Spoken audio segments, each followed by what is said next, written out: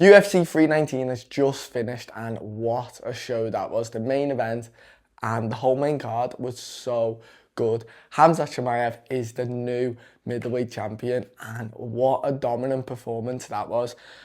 I kind of did expect it. I did predict Khamzat Chimaev to win, but I thought it'd be more like a super dominant first round, and he either subs him at the end of the first round or the start of the second round, and it's a bit like, that was that was wild, like as if that's just happened type thing, and he was so dominant, and that did kind of happen. It was like, oh my god, it's if that's just happened. That was so dominant, but in a different way, and it was kind of just so dominant through every single round, bar that last minute of the fifth round. And I just couldn't believe how well Khamzat Chimaev was at keeping him on the ground. He didn't gas out at all because he wasn't doing any crazy movements where he didn't have to scramble loads, or he wasn't attacking loads of subs and then his arms were gassing out.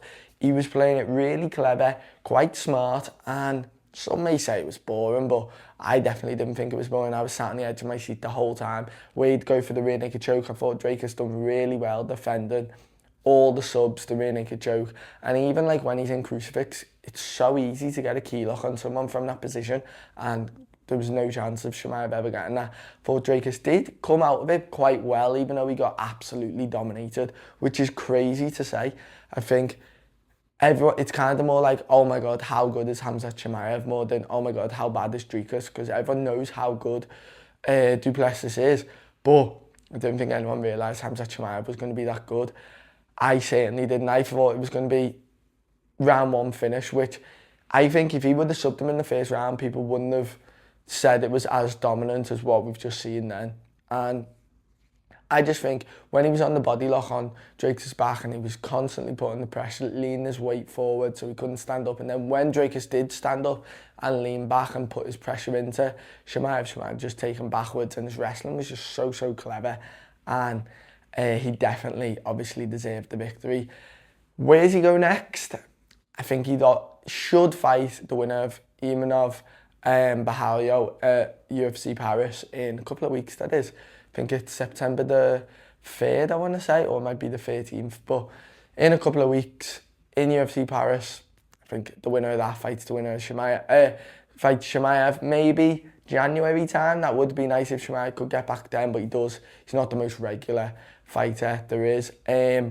Duplessis, I personally want to see him fight Reinier de Ridder. I think that kind of works out perfect now, because I don't think Israel Adesanya is going to fight Reinier de Ridder. I don't. I think Israel Adesanya is really gunning for the Sean Strickland match, because he doesn't actually mind waiting out for a long time for that Strickland fight, because obviously he is banned by the Athletic Commission for fighting in that little show in America. But RDR vs DDP would be absolute jokes, and I think it'd be a really fun fight to watch as well. And then Chimaev, I do think it will be Imanov. I think Imanov will beat Bahalio by decision, but I think Chimaev will run through both of them, whoever wins. On to the co-main event, Lerone Murphy versus Aaron Pico, and I am a Lerone Murphy fan. I think he's really good, and I think there was no chance of Aaron Pico winning. Like, he came out, he done really well for the first 2 or 3 minutes, and I know some people might have been watching that thinking, oh my god, Aaron Pico, like, he's the man, like. But it's just this Bellator thing. Like, it's insane to me. Pitbull, Michael Chandler, Aaron Pico, Patchy Mix, even Rise and Kaya Sakura, that Azerbaijan fella, I forgot what his name is, but we just fought UFC back out, all of them. But MVP, no one could get past that Bellator case. It's insane. But Lerone Murphy, I personally think, deserves a title shot. I think if they're not going to give it to Movsar Evloev, which they would have already done it, if they were going to give Evloev a title shot, they would have done it. I think they need to do Evloev versus Yair Rodriguez, and obviously Gene Silva versus Diego Lopez is in a couple of weeks at UFC Mexico. If Gene Silva wins, I think they might give Gene Silva a title shot. If Gene Silva doesn't win and Diego Lopez wins, then I think the winner of Yair Rodriguez versus Evloev should fight Diego Lopez, and then the winner of that fights whoever wins out of Lerone Murphy and Volk. In my opinion, though, I do think Volk probably beats Lerone Murphy. He won't be coming forward with that much pressure. He's quite clever. He switches stance loads. He lets them come on to him, and he counter strikes and he's inside, outside leg kicks. And it's kind of a bit of a point fighting, but Volk is so good, but Lerone Murphy, he definitely has a chance of beating Volk. Volk is getting older, and maybe Lerone, they might even not even get a title shot. I really like the new thing that Dana White done there, where he done it with Prates, who we'll talk about in a minute, where he announces in the ring that he gets the 50k bonus, and then he announces with Prates that he's fighting on UFC Brazil. I thought he was going to announce that he will fight Volk next, kind of like when he done John Jones all them years ago, saying that you're going to fight Shogun Hewitt for the light heavyweight championship. But this fight was sick. Aaron Pico came out, and his hooks to the body, they were brutal. But Lerone Murphy realised that he constantly kept coming in with his head on the right. Lerone Murphy stepped across and landed the spinning elbow. It was different to the Prates one. Lerone Murphy steps across where Carlos Prates stays where he is and spins, and both of them crazy knockouts. I cannot wait to watch them back, and I'm really excited to see what Lerone Murphy does next. I think because he took it on 3 weeks' notice, I do think they are going to reward him by giving him Alex Volkanovski. I do think he will. I think they'll make him fight soon as well. I think they'll make him fight in maybe November or December time. Didn't take much damage. That's just like a hard spar what Aaron Pico done to him there. And I think they'll get him back maybe November or December. I can imagine if JDM versus Islam Makhachev is on the November pay-per-view, I can imagine they're going to do Volk underneath that for the co-main event, which would be an amazing pay-per-view.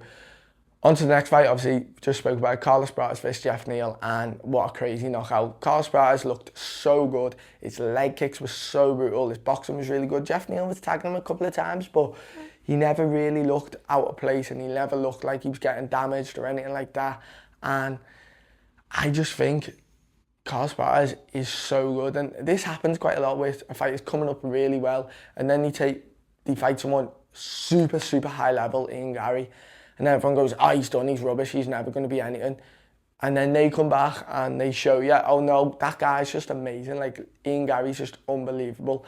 And Carlos Prates could have finished Ian Gary in the end of that 5th round, kind of like what Drakes and Chimaev had in that in the main event today. But Carlos Prates, next, I want to see him face either Leon Edwards or Michael Morales. I think either one of them fights would be so good, and I think Michael Morales versus Carlos Prates co-main event UFC Brazil would be perfect. I think that'd be so good as the co-main event for UFC Brazil under Charles Fiziev, and I cannot wait for whoever he fights because he's so fun to watch, and that knockout, unbelievable.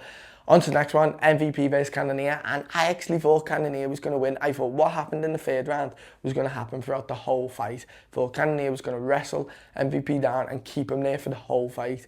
But MVP then first 2 rounds, he was in absolute flow state. He was so good on the feet, knocking Cannonier down in both rounds, taunting on him, pretending he was playing basketball. It was dead fun to watch. And then Cannonier, fair play to MVP. I thought he was going to finish that Kimura.